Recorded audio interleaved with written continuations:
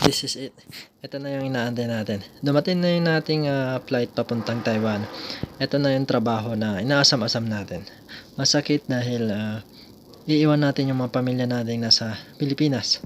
Iiwan ko sila, yung mga bata, mga anak ko na maliliit pa. Wala tayong magawa kundi ang makipagsapalaran sa ibang bansa kasi andito ang tunay na trabaho. Kasi kahit anong gawin mo sa Pilipinas, hindi ka asenso dyan.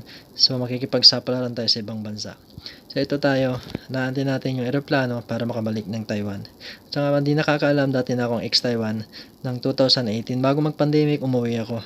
Ngayon, nagkikipagsapalaran na naman dito sa papuntang bansang Taiwan. At sana, sa lahat ng mga nakakanood nito, maging inspirasyon itong pinapanood nyo na huwag tumigil sa pag-apply dyan sa Pilipinas dahil alam ko ang hirap. So ngayon, nag-aantay na ako ng aking aeroplano na sasakyan. So marami kami rito. So sana safe makarating sa Taiwan, safe po lahat. Sana gabayan nyo ko ng Panginoon. At ito na nga, 6 AM na ng umaga.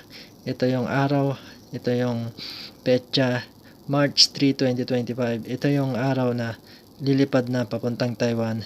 Magiging OFW tayo, babalik tayo sa Taiwan dahil kailangan natin mag-ipon ulit para sa kinabukasan ng ating mga anak. At lumapag na nga tayo, dito na tayo sa Taoyuan Airport. Ayan, mga kasama nating OFW yan. Bali, binibriefing muna kami, tapos papunta na kami ng Tambakan. Dito yung kung alam nyo to na ng OFW dumadaan dito sa Tambakan bago magpa-medical.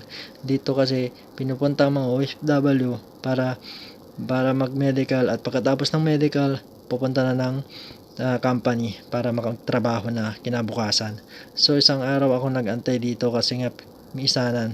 At kinabukasan ito tapos na ang medical namin, sinundo na kami papuntang company. Ayan. So habang binabaybay ko ang daan na to, naalala ko ang aking pamilya na naiwan. Sana maging okay sila na umalis ako sa kanilang piling. Sana maintindihan nila na kaya ko itong ginagawa dahil sa kanila. Mahal na mahal ko sila kaya ko lumayo at makipagsapalaran sa ibang bansa. Pangako, gagawin ko lahat para makaahon. At dito na nga tayo sa aking company sa Taichung. Dito ako magtatrabaho. Ang agency ko sa Melacom Global. Ayan. So ito na yung dorm namin mga boss. So salamat sa panonood. At ipapahinga ko na kasi bukas talagang bakbakan na sa trabaho. Salamat. Dito kami matutulog. Bali, 3 kami rito. Dito ako sa kabila.